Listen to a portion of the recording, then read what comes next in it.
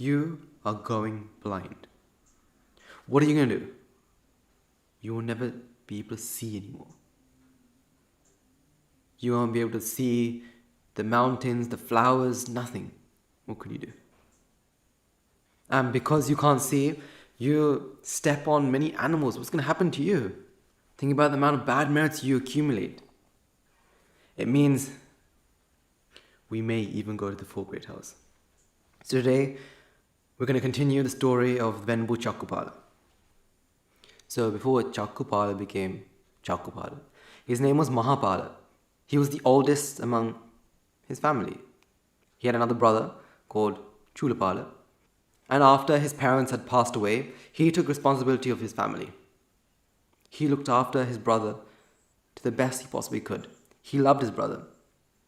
But then he listened to the Dharma, to the Buddha's preachings, and understood living in lay life is now useless. What is there to be gained? Where is my finish line? And so on and so forth. And he decided to ordain. But before that, he had to get permission. He went to his brother and requested for his permission. And Chulapala reluctantly gave it. And so Mahapala went and ordained. And after asking his teacher what he should do, he decided to practice his path. After having learnt the Dharma, after having listened to the Dharma, after having understood, comprehended the Dharma, he decided he wanted to contemplate on this. He decided he wanted to contemplate on this, and therefore he went into a rural area. And he took some of his students as well. So a large group of them decided to go to this rural area. And soon the rain retreat approached, and the Buddha had prescribed that all his monks should reside in a monastery or somewhere for 3 months without going out, even for alms. And so the people in the town decided to request for the Venerable Pala and the other monks to reside. And so they did.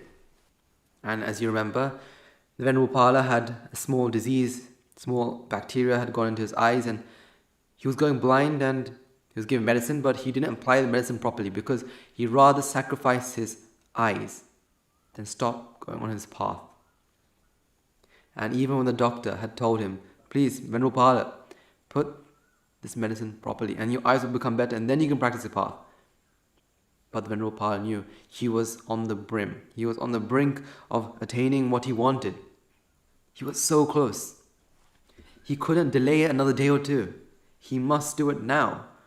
And decided to apply the medicine, but not lean his back against anything, not to lie down.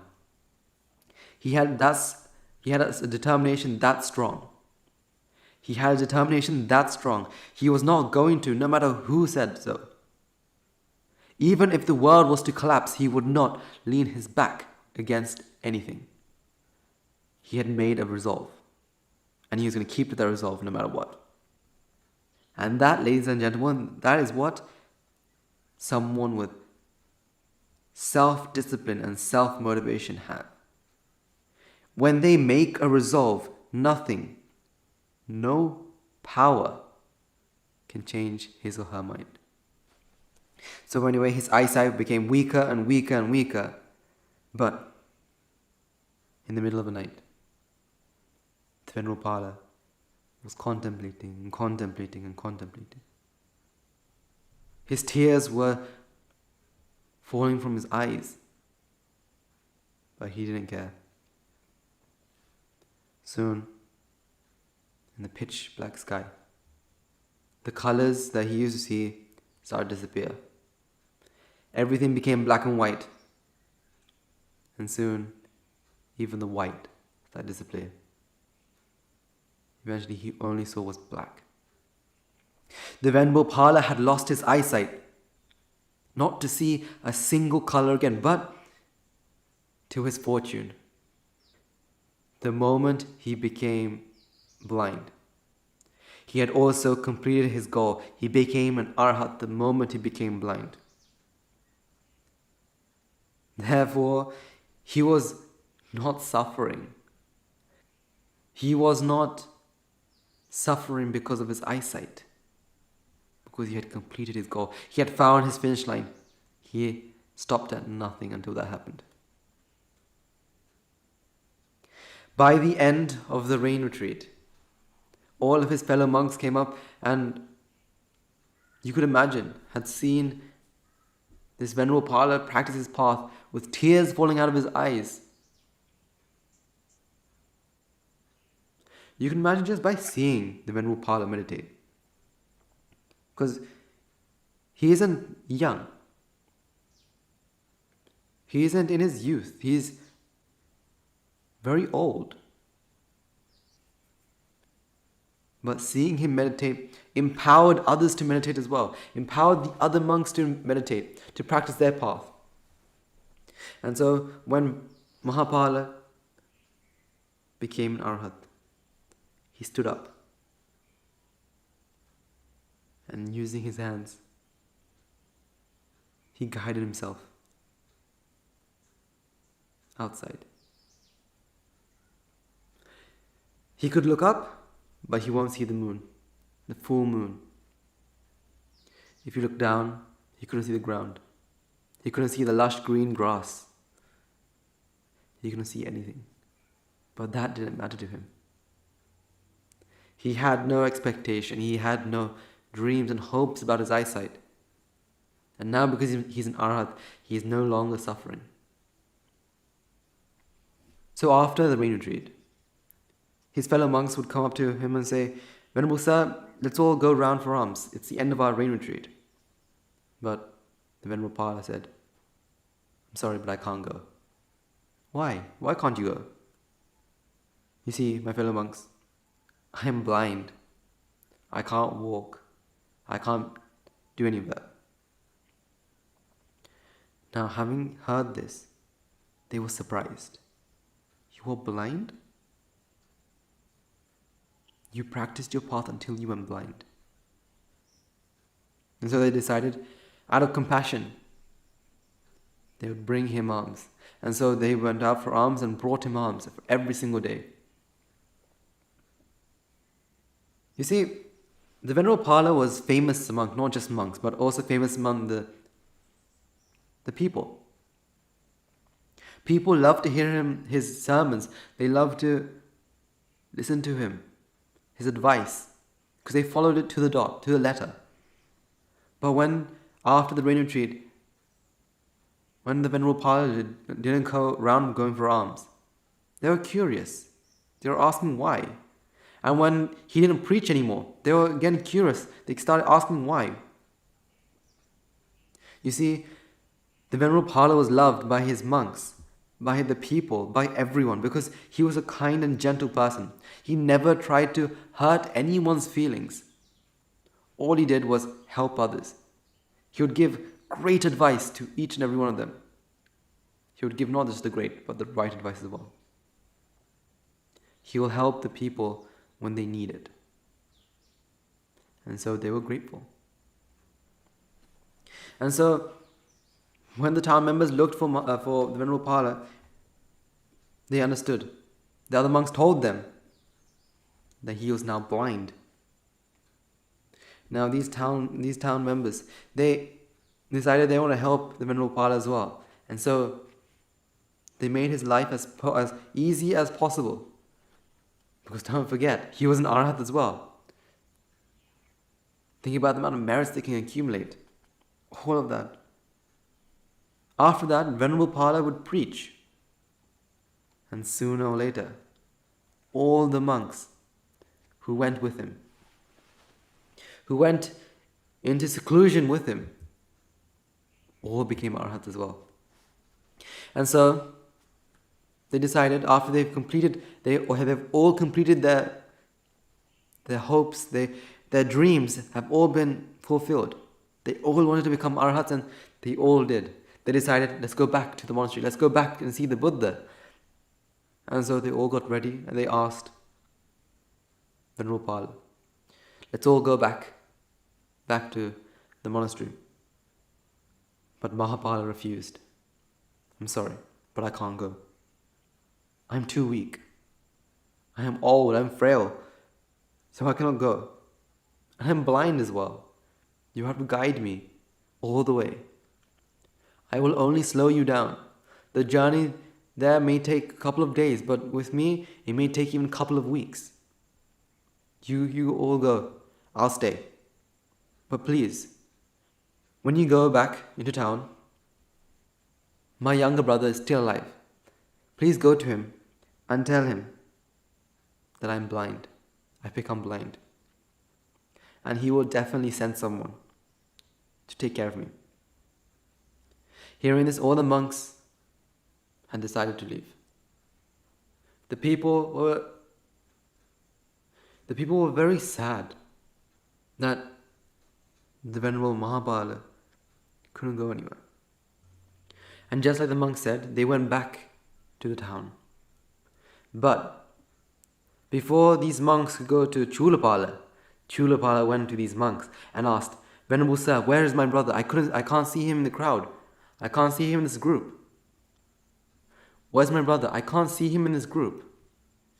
The monks answered, Chakkupala, your brother is blind. He was unable to make it here. He is still residing in the seclusion in that rural town. He asked you to send someone for him. The moment Chakkupala heard that his brother had become blind, he started to roll on the floor crying. My brother is blind. What can I do? I have to do something. But Chakkupala was extremely happy, because if Mahapala was happy, if his brother was happy, he was going to be happy no matter what. And so he took a relative of his, a very young relative, who was at his prime age, and ordained him and sent him to Mahapala. It took him 15 days to get there. Now think about how far they were. 15 days. And so this newly ordained monk started to help the Venerable Mahapala. Went around for alms for him, cleaned his robes, helped him go to places, helped him go to the people he needed to see. But soon, he decided to request, Venerable Mahapala, your brother Chakkupala asked me to request from you to come back home, to go back to your hometown. But novice one, it'll take you days to get there, especially with me. It is easy if I stay. Venerable Sir, I'm going to come with you. I was told to bring you, and I'll stop at nothing. No amount of time will stop me. And finally, the Venerable Pala agreed, fine, let's go.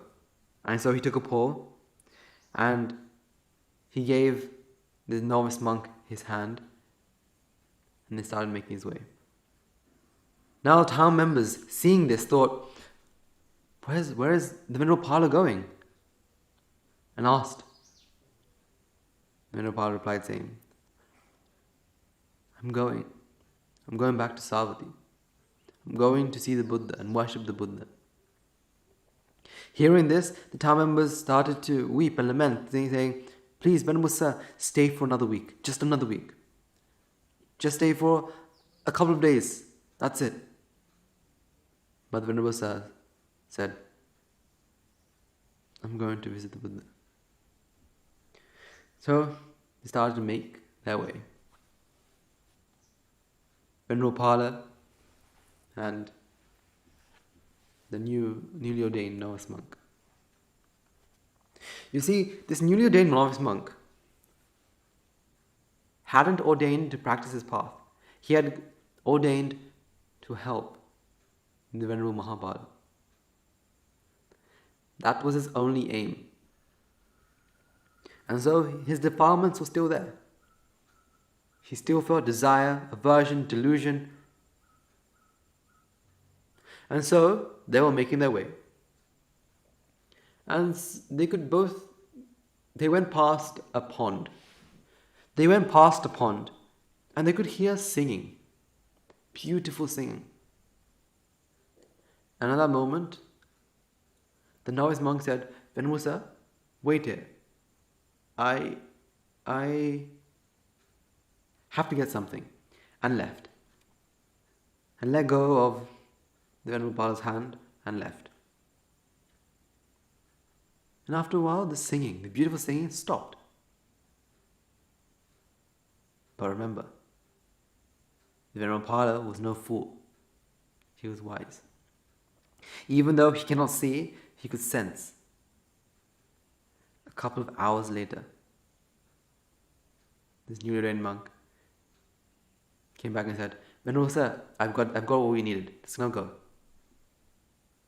The moment this novice monk touched the Venerable Chakkupala, the moment this novice monk touched the Venerable Pala's hand, Venerable Pala shouted, let go of me. Let go of me. I do not want to travel with a monk that will break his precepts. I do not want to travel with a monk. I do not want to travel with a monk that is not virtuous. I do not want to travel with a monk that is destined to go to the woeful plains. Because he knew that this young monk had just been with that young girl. And so having heard this young monk was so hurt, he decided, Venerable Sir, I'm very sorry, forgive me, I was deluded. I know it's wrong, but I couldn't resist. Try to hold his hand, but again, the Venerable Pala said, no, I will not travel with you. A monk who does that I'm not going to be near a monk who does that, who would break his precepts, who would break his vows, who would do anything like that. No, stay away. Fine then. And he left and came back as a lay person. Fine, now I'm not a monk. Now can you come with me? Now I can do any of that. So now can you come with me? A person will always be bad, no matter what he wears. You're a bad person, whether you're a monk or a lay person. I do not want to travel with you. Get away from me. Please, Venerable Sir, I will get out of your sight the moment we come back to your hometown. Please, just until then. And then you'll never have to see me. You'll never have to even hear my name. No.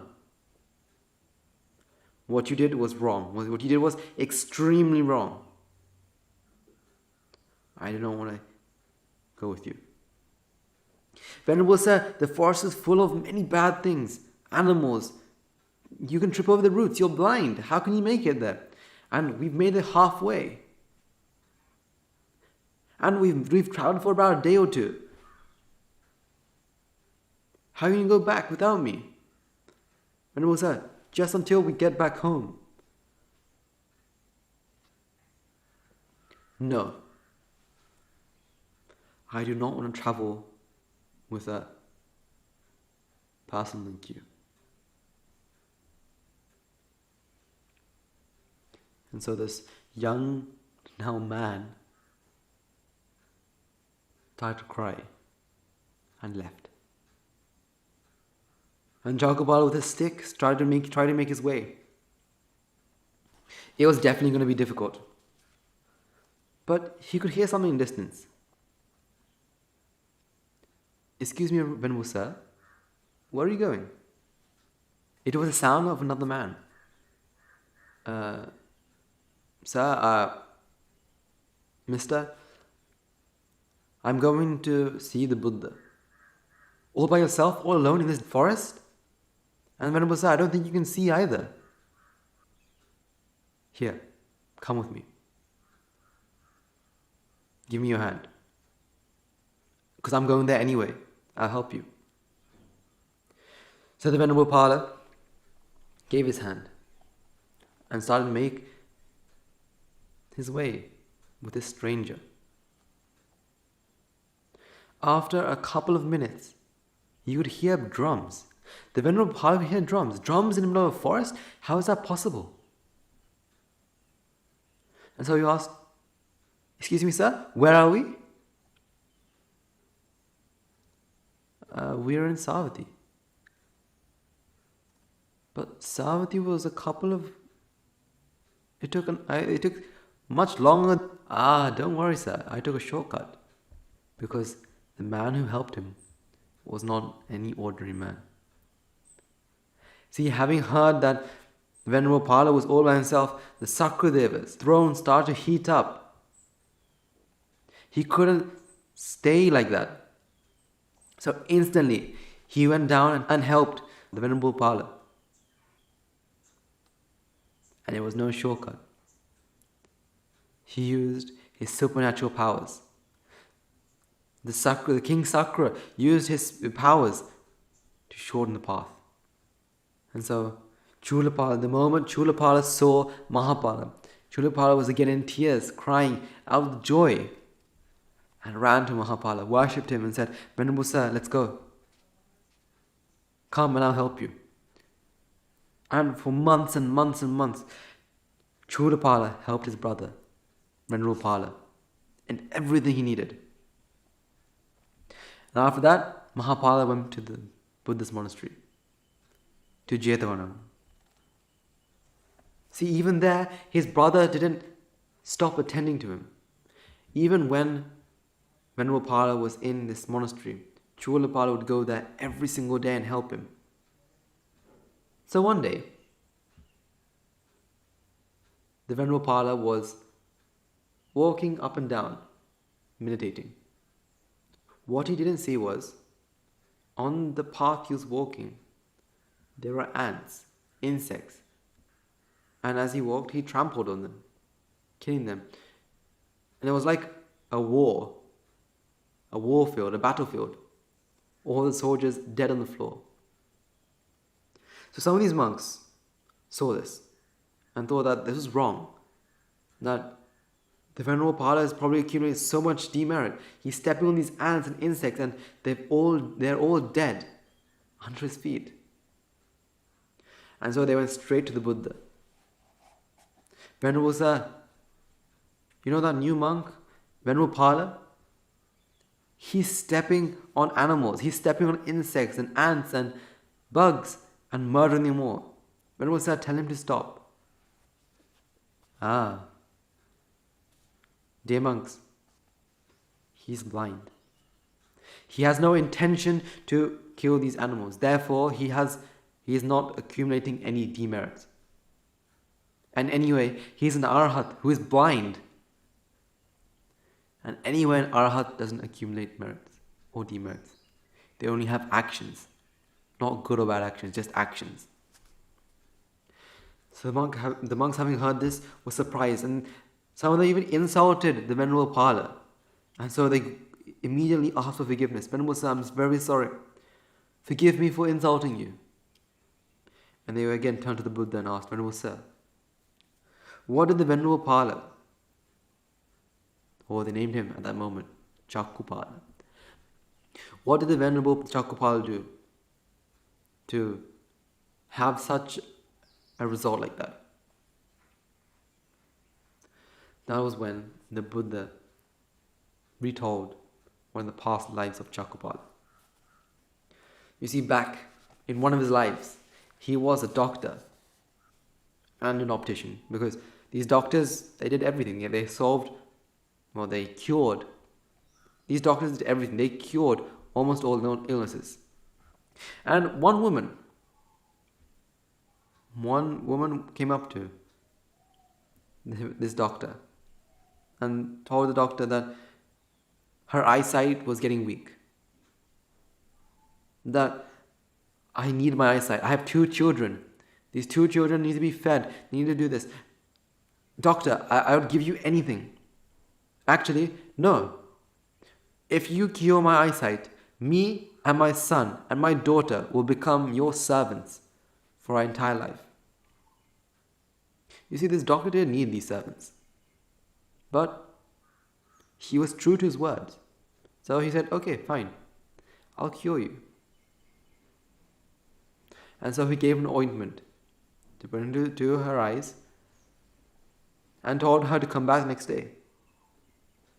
And so, the next day, this woman came back and said, Venerable sir, and said, Doctor, my eyesight's not getting better, but neither is getting worse. Please, can you make it better? And so he gave another ointment.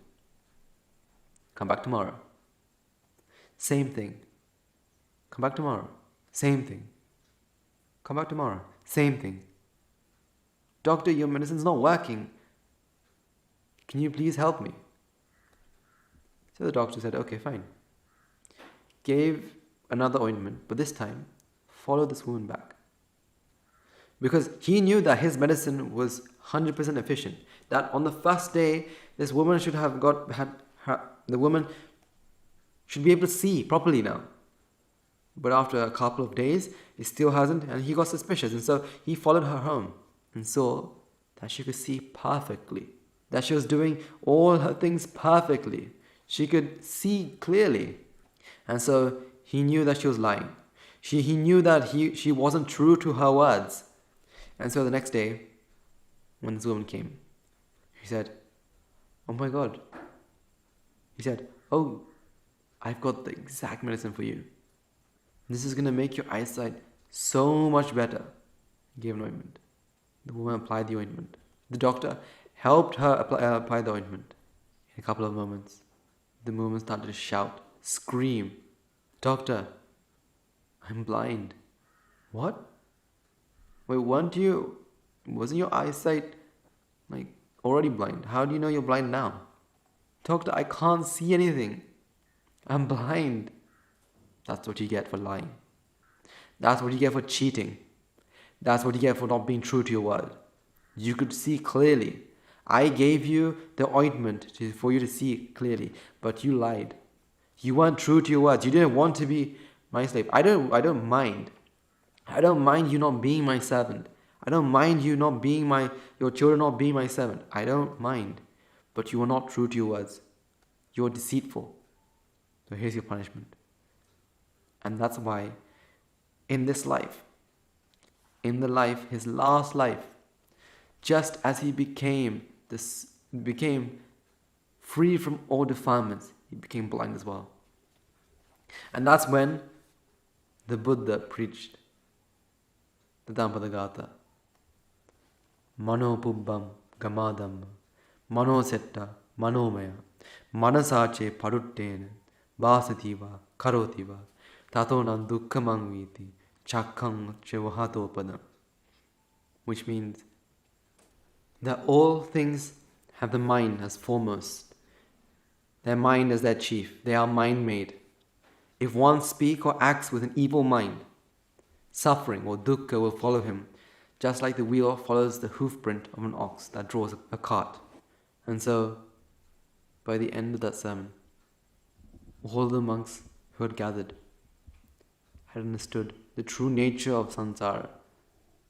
And after the Buddha had finished his discourse, they all became arhats. So tell me, how is revenge served best? Cold, right? Revenge is best served cold. Do you not see what revenge has done to Chakkupala? All he did was make one woman blind, and at his last life as well. Which means until that life, maybe a couple of lives before, he was fully blind, completely blind from birth. But this life, he became blind as an arhat.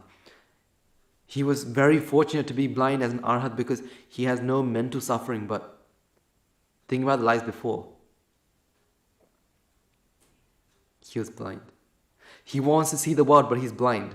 He wants to see color, but he's blind. He wants to see the color green, pink, purple, blue. Think about it. He goes up to a flower and says, what's this? It's a flower. What? It's a blue flower. What is blue? What does blue look like? No one can answer this question. He's extremely fortunate to be an arhat, or else his mind would beg, would surrender. So whatever you do not seek revenge. for anything anyone has done to you. Because what you give is what you get. What you give is what you get.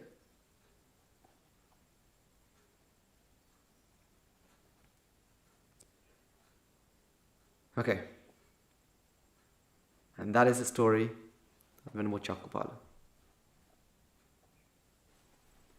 And before we conclude, I would like to, first of all, thank everyone who had contributed to the pictures. So next week, we have the Most Venerable Wangisa. Very interesting story about death and how he could see where people were born by just tapping onto their skulls. So we have the Venerable Wangisa to look forward to next. So for all the artists out there, you can draw the Venerable Wangisa and send it on the email in the description below. And I'd like to thank everyone who had sent their contributions to us. We really appreciate it. And I want to end off finally by saying, if you make a resolve, if you have made a determination, be like the Venerable Chakkupala, stop at nothing. Because a dream isn't something that you see while sleeping. A dream is something that does not let you sleep. So if you have a dream like that, you should stop at nothing. And also not forget, revenge should not be served. Neither cold or hot. Don't serve revenge. Because no matter what you give, you will get it in the end. And so that was the story of the Venerable Chakkupala. May the noble Chiwajan be with you all.